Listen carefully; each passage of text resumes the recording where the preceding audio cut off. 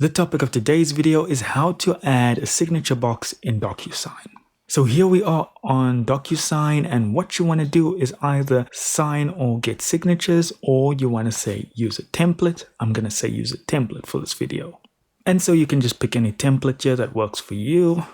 And when you're done, hit add selected. All right, now you want to fill out everything on this form here, which will just be recipients, which will already be set up for you. You just need to put in their names and email addresses, so forth. Again, the email subject will be set up for you as well, but you can also add an email message. And when you're done filling out this section here, just click on next. All right, so here's where we get to what you're actually looking for. And in this section here, all we need to do is go to wherever on what page you want to put the signature on. And then you just want to go to the left panel here where it says signature and drag that over. And on the top, you can change the recipient signature. So we've got blue and red for each person. And that's really all there is to it, guys. Thank you so much for watching. Do consider liking and subscribing, and I'll see you in the next video.